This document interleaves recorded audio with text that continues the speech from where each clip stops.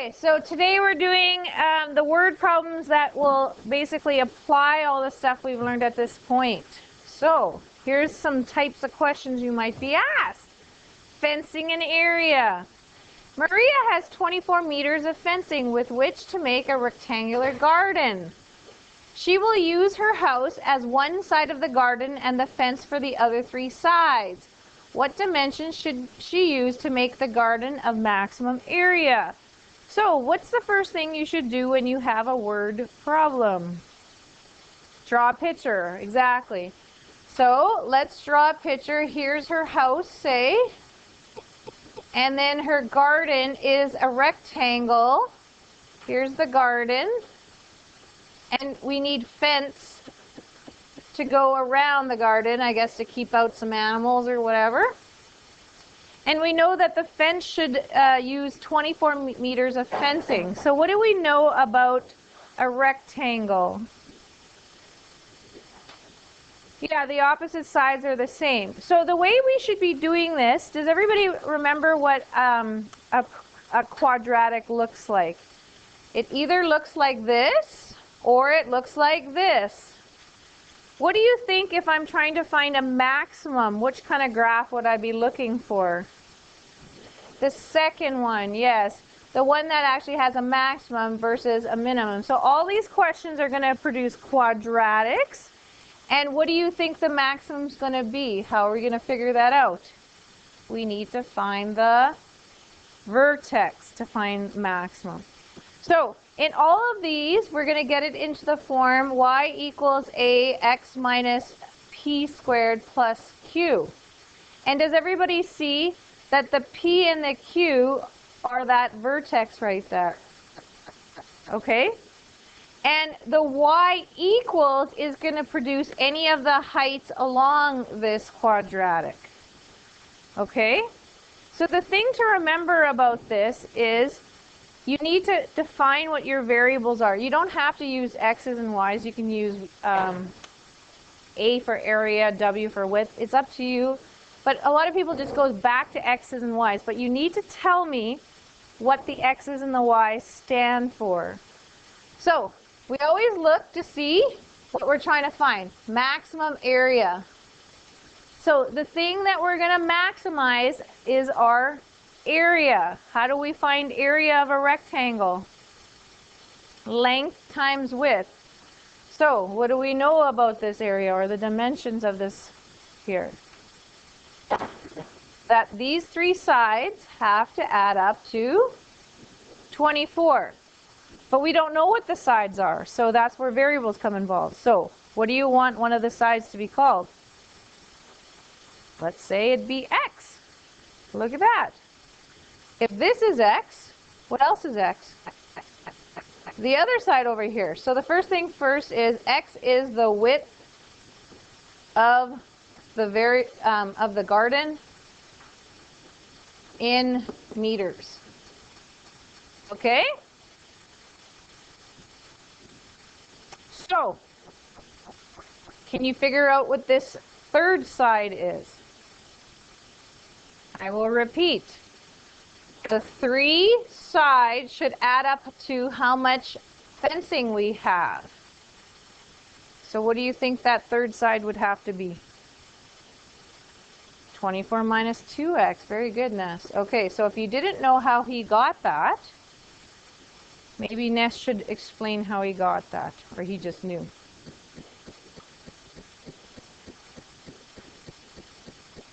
Yes.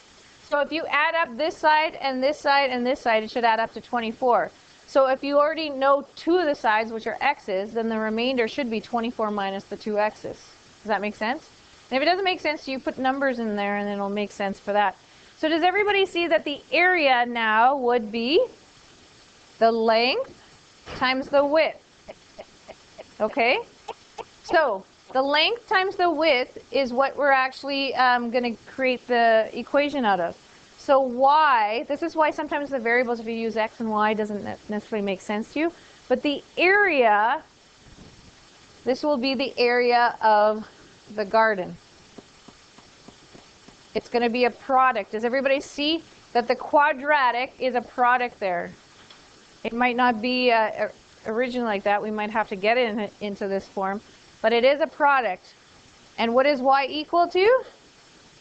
It is going to be length, or width, times the length.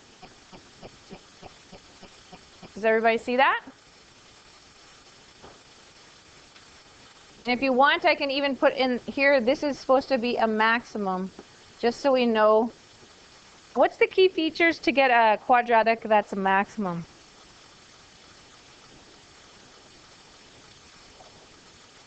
It has to have a positive a, are you sure? Yeah, in order to open down, it would have to have a negative a. By just quick glance here, and if you multiply that out, would you get a negative a out of it? Okay, well, let's multiply this out if we're having trouble. Multiply this out. What do we get? Y equals 24x minus 2x squared. Everybody good how I got that? Okay, does everybody see it has a negative a now? It's not in the right order though, is it? Let's rewrite it. Y equals negative 2x squared plus 24x. Okay, so does everybody see now this is a negative a? Yeah? Right here. Negative a. Okay, how am I going to figure out my vertex? I'm sorry? Well, if I factor out, I'll get what I started with, kind of. I need to get it into this form so I can figure out what the maximum is. I need to get it in what kind of form? The vertex form. How did we learn how to get it into vertex form? Complete the square. Well, in completing the square, we're going to factor out a minus 2 so that we get the x squared by itself. It wouldn't be GCF factoring, though. So, anyways, what would the 24x become if I'm factoring out a minus 2? Minus 12x? Yes? Leave a space, right? Then what do we do? Now we're going to complete the square with that middle part. What does this become in the complete of the square? Half of minus 12 is minus 6. So this becomes x minus 6. If I square minus 6, what do I get? Plus 36. But what do I have to do to compensate it? It is already minus 72, so what do I have to do? Add 72. So there you go. You have to have a plus 72. So then what is my vertex? 6, 72. Now we're going to look back to what our x and our y stand for. Our x is our width. Our y is our area. Do you see that? So let's answer the question now. What dimensions should she use to make a garden of maximum area? So 6 should be my width. The y does not stand for the length. The length is over here.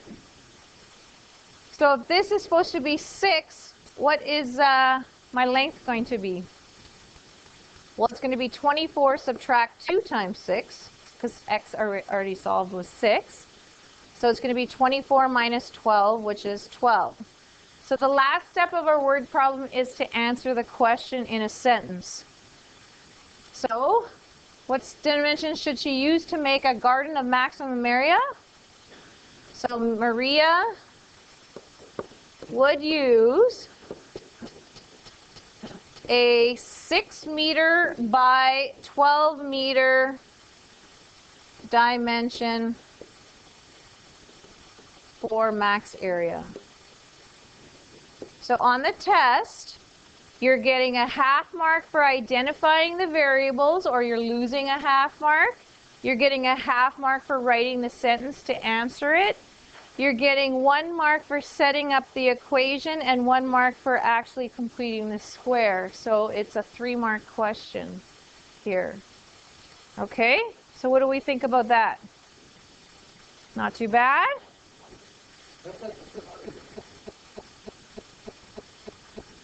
Okay. This time it's a parking lot instead of a garden, but it looks like it's the same kind of question. Fencing on 3 sides, the 4th side's bounded by a building. Sounds like the very same kind of question, yes or no? This is why I wanted to do this one, because I'm just going to throw a couple of little wrinkles into it to make it whatever. So, we're going to go there 3 sides just like we did before. Yes or no? Now I used to start these a little bit differently. I'm going to have a y and I'm going to have an x somewhere in the result like we did a moment ago. I always identified my y first. And the y, remember in the curve, the y, the maximum referred to the y value at the top. So when you read the question, if you want to know what y is going to represent, look what's being maximized. Like, read the question very, very carefully. What is being maximized? The what? Just area is good enough for me. So y is going to be the area. Now, for the x's, what I would do is, I would look at what am I controlling? Like, what do I have control over in these questions? I have control over how much fencing I put in each place. That's what I have to decide. 2 of these are going to be the same as we saw before. So the x is going to fall here and here like it did before, and it's going to be the width of the parking lot. This one is slightly different because we have 400 meters altogether to use. So I've used x over here, have I not? I've used x over here, have I not? I've used 2x, have I not? I have 400 to start with, and as he said, it's a subtraction to get the other side, yes or no? Same idea? So the other side is 400 minus 2x. So that's not going to be very hard because it's exactly like the previous question was. The only thing I mentioned differently is how do I get my y? I get that right away by looking for the word maximum or minimum in the question. Where you see maximum or where you see minimum, that tells you what to use for y and takes any guesswork out of it as far as that's concerned. Okay, now, again, I do something slightly different. You people are a little smarter than the average class that I taught this to, so you might not need this, but the people that when I was doing this, needed to see this. I used a word statement.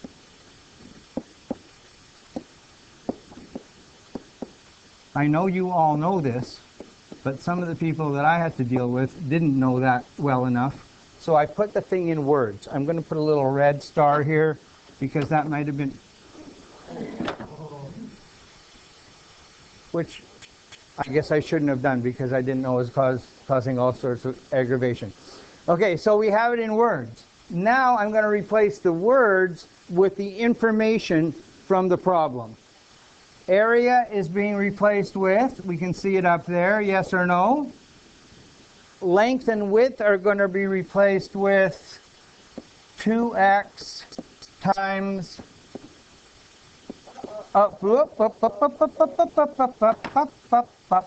sorry, I got them mixed up.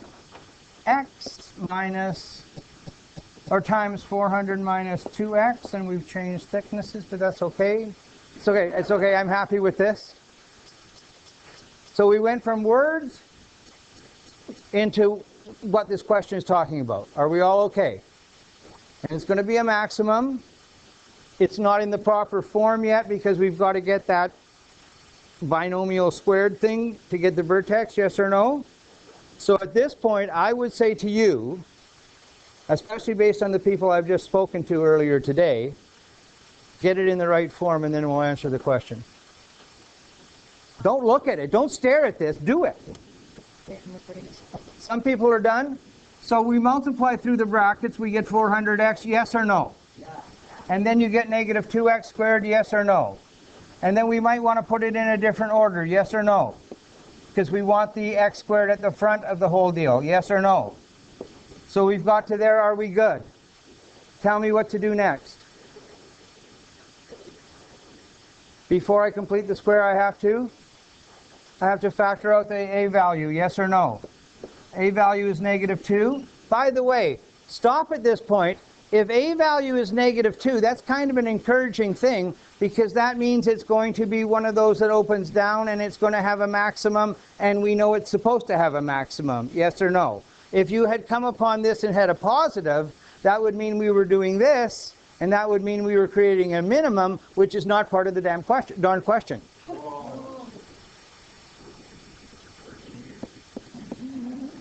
Absolutely.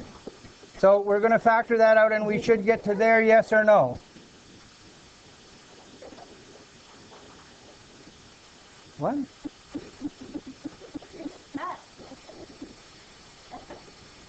Are we back on? Yeah. So now I've got it set up, so I'm going to complete the square. I'm going to just slide this over because you'll notice I'm running out of room over there. So I'm going to have my equal sign over here now. I'm going to go here. I'm going to go here. I'm going to go... I'm going to go there. Minus 200. I'm just sliding it over, and we're all good to go. So I just moved it over. I know I'm doing lots of steps. Don't panic. Now, I would do this. I would do this in a different color. Is this going to screw this up again? Half of this squared. Positive 1,000, yes or no? 1,000, are you sure it's 1,000? Yes or no? So it looks like we've added on 10,000, but it's really multiplied by -2. So we've really subtracted 20,000. So we're going to add on 20,000 because I changed colors only to show you that the two red numbers should equal 0. The two red numbers should equal 0. Because if they don't, you've changed the question. Sorry. So now... we got down to here to 100, right? So it was x minus 100 all squared. I'm sure you're already finished all of this, everybody, which is quite fine. What's 20,000? Oh, sorry, I was looking at that. Sorry. Done. Vertex, yes or no? Tell me the vertex, somebody. The x value of the vertex is always opposite of what you think it's going to be if you don't know what you're doing. Yes or no? Now the question, what did it say? Make sure you answer the question. You've got this information down there, but what did it ask? It asked just for the maximum area, nothing else. So what was representing the area in the question? Y, yes or no? So you look back up there, and then you go down here and you find out what the y value was.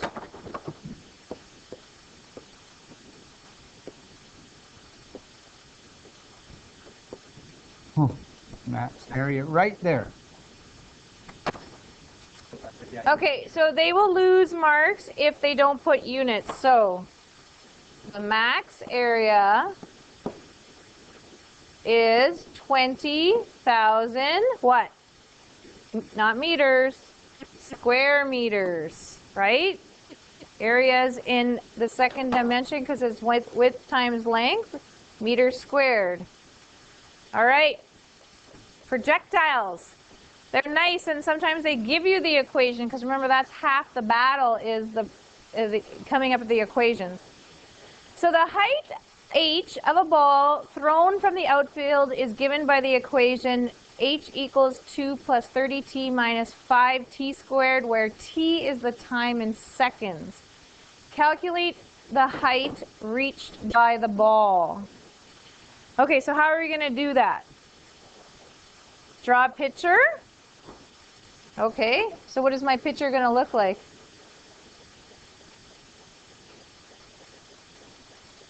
Well, we don't even know how to draw this projectile because this form doesn't tell us a lot, right? So how would we get to the form that we can actually tell more about it? I'll draw a picture after we've written it a different way. First step, rewrite it in the correct order in order to complete the square. So now we need to factor out a minus 5, and we're left with minus 5 times what gives me 30t? Minus 6t. Leave a space, put the plus 2 over there. Are we good? Half of minus 6 is minus 3. Squared is plus 9. And what did I actually do there with the 9? I actually subtracted 45, right? So what do I have to do in order to compensate the subtracting of 45? I have to add 45. So what does this become? 47.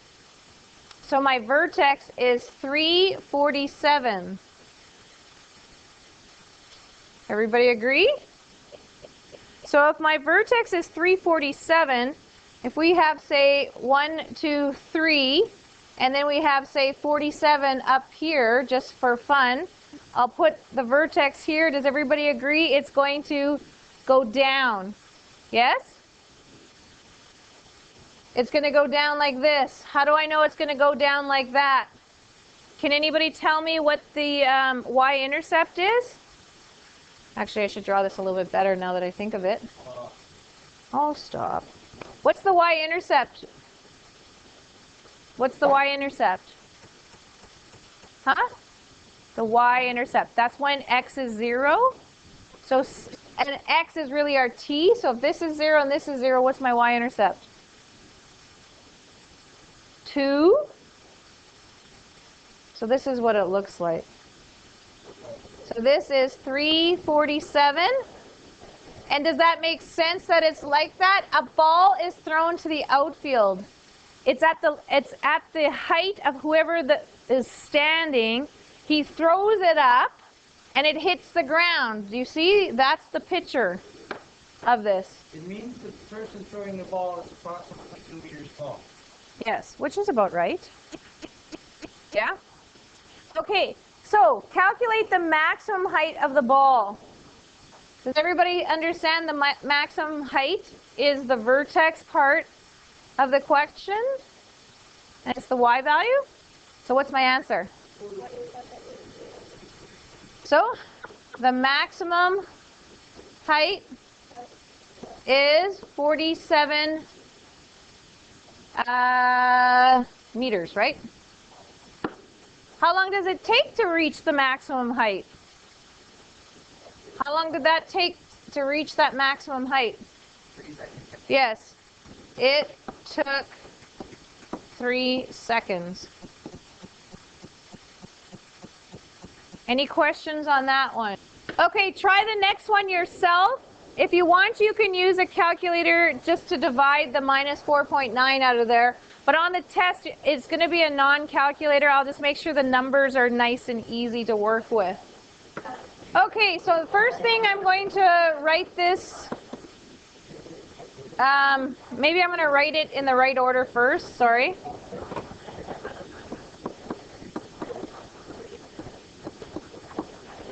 Then I'm going to factor out the minus 4.9. So then I get, did you get 6? So minus 6t, yes? So then I'm going to complete the square now. So this becomes half of minus 6 is minus 3, squared is 9. But then what I actually did here is I actually subtracted 4.9 times 9, which is 44.1.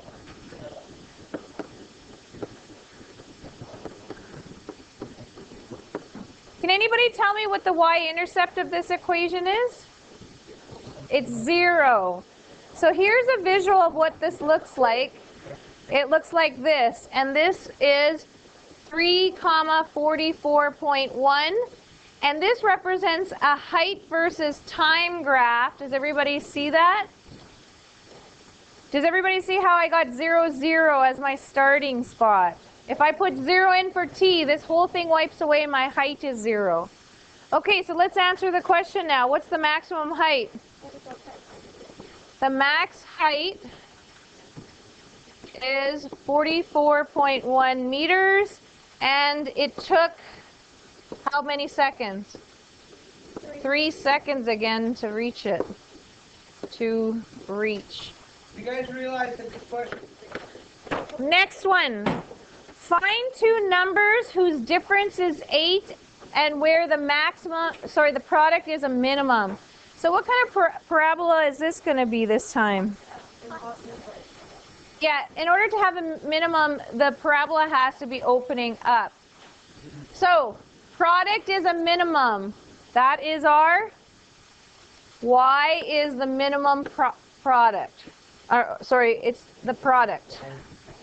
Y is the product. How do we get a product of two numbers? Product is the result of multiplication. So we need to find two numbers that multiply. Well, this tells you something. It's two numbers whose difference is 8. So sometimes if you don't know how to write that, come up with two numbers whose difference is 8. For instance, give me a number. 16.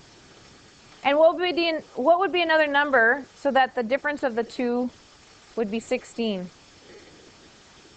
Okay, 8. How about another number? How about, let's do 20. What would the number be that the difference has to be 8?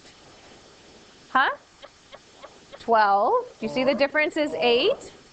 Or you could have 20 over here as the lower number, and this could be 28. That's another way of doing it. That's why when you said 16, I could have had 16 and 24. Does everybody see the difference is 8 between those two numbers?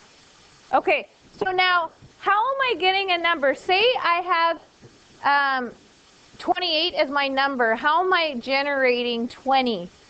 What am I actually doing? I'm subtracting 8, right? So, does everybody see how I'm going to come up with this? My x is, let's make x these numbers, the bigger number of the two. Okay, so x is the larger of the two numbers. Is everybody good with how I'm coming up with that? How am I coming up with the second number? I'm taking x, and what am I doing to x to coming up with the second number? I'm subtracting 8, so x minus 8. Does everybody agree? Okay, so now it's pretty obvious. This is going to be our product. So what's my equation? Y equals x times x minus 8. So now we're going to multiply this out, because in order to actually find out what that minimum is, we need to complete the square. It's just completing the square over and over again, trying to find the minimum. So y equals x squared minus 8x. Does everybody understand that we're on the right track here? Why do I know I'm on the right track? Because x squared minus 8x is a parabola that's going to be opening up. What has a minimum, right? Okay, so now this is an easy one to complete the square, right? Because it doesn't have a coefficient in front of the x squared. So what do? Half of minus 8. So minus 4 squared is 16. But I can't just add 16. I need to subtract 16. So does everybody see what I did? This part of it is the completing of the square. Does everybody see? This is the part that's equivalent to this, right? Okay, so my vertex then is 4, negative 16. Does everybody see my vertex is 4, negative 16? So now I need to answer the question. It says find two numbers whose difference is 8. X was the larger of the two numbers, so that means one of the numbers is minus 4. So how am I going to get the other of the two numbers? I have to get minus 4 subtract 8. So does everybody see? Why did you put minus 4? I don't know why I put minus 4. Sorry about that. It is 4, and then 4 subtract 8. That's where I was thinking minus 4 probably. I don't know. So it's going to be 4 times minus 4 gives me the minus 16 as the product, right? That represents the product. Yes? Okay, so let's answer the question. Therefore, the two numbers are 4 and -4. Yeah? Any questions about that one? Two numbers have a sum. What does sum mean? They add up to 34. Find the numbers if the sum of their squares is a minimum. Uh-oh, sum of their squares is a minimum. Okay, so let's just come up with some numbers just so we can think of if we know what we're talking about for this. So if I come up with 10, what would the other number be? 24. Yes? I'm going to come up with another one. 3. What would my other number be? 31. Remember, the sum of the two numbers is 34. Yes? Okay, so now they're saying the sum of their squares is a minimum. So that means if I take this and square it, and take this and square it, this is going to produce a minimum product. You see, this is a product. I'm just adding two products together. Okay? I'm adding these two products together. Okay, so if what am I going to minimize? That's my y. Y is the sum of two squares numbers. Let's just call it sum of the squares. Okay?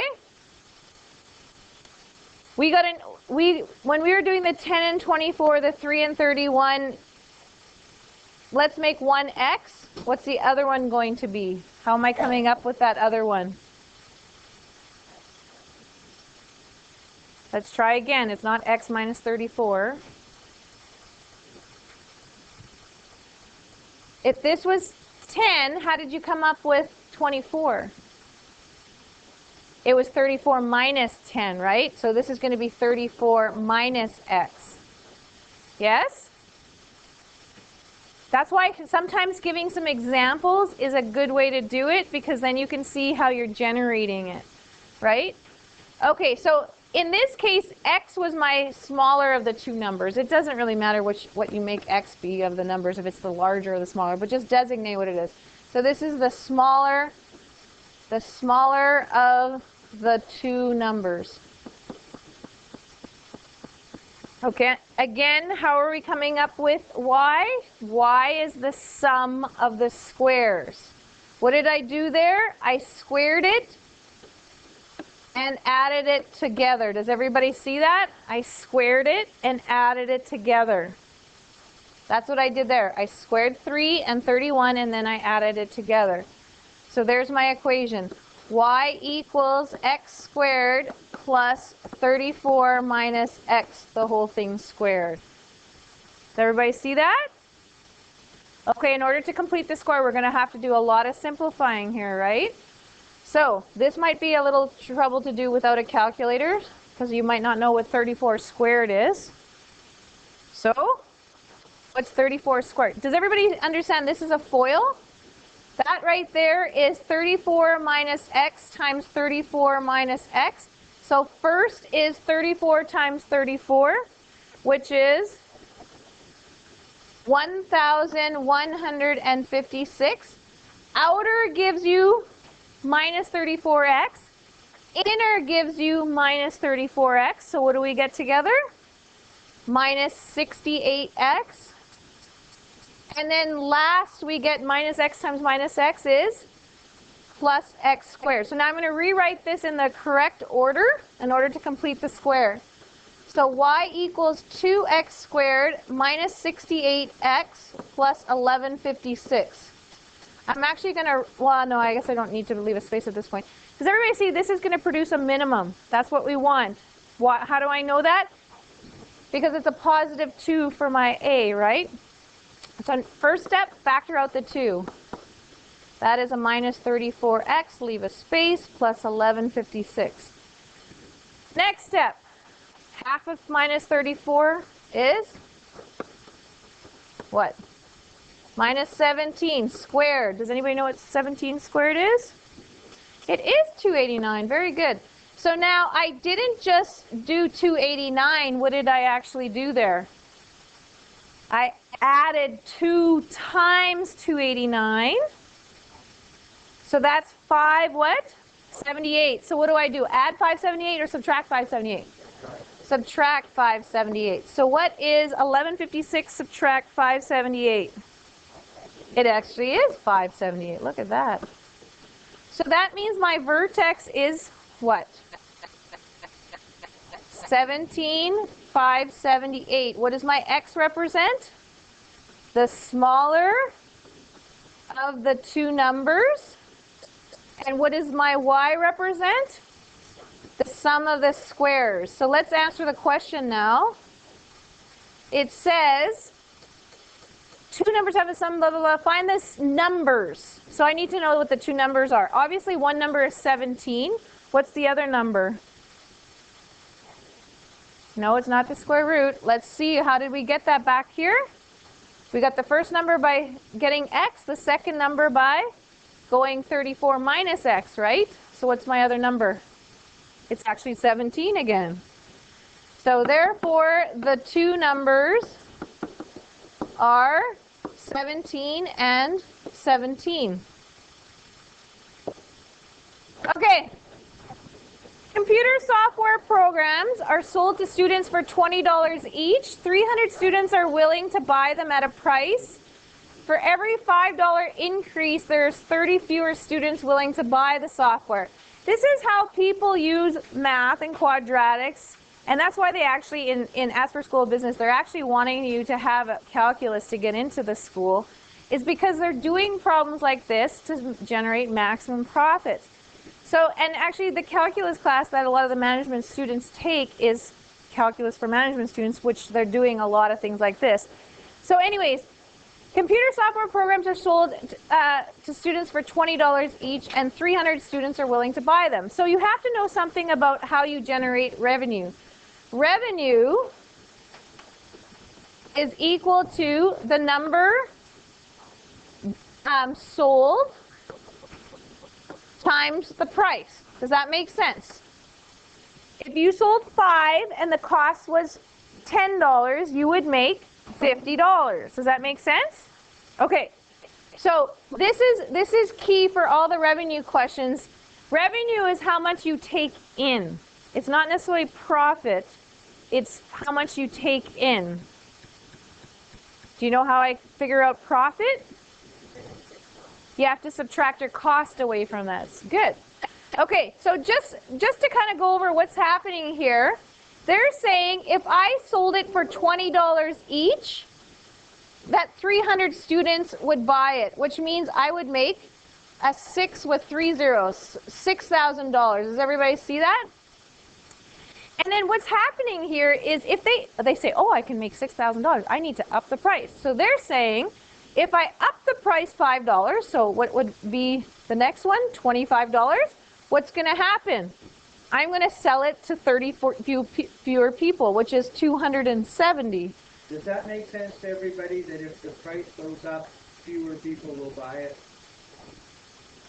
So you're trying to get to the point where it's going to look like this, and you're trying to find that maximum spot, they usually call it the sweet spot, where I can jack up the price so much until keep on jacking up the price, and then all of a sudden you're going to jack it up way too much, and then less people are going to buy, and you're not going to make as much money.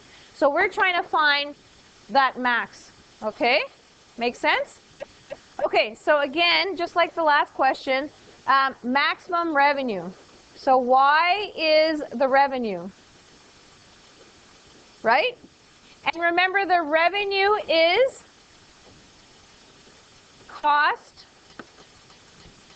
or the price, I should say, the price times the number sold.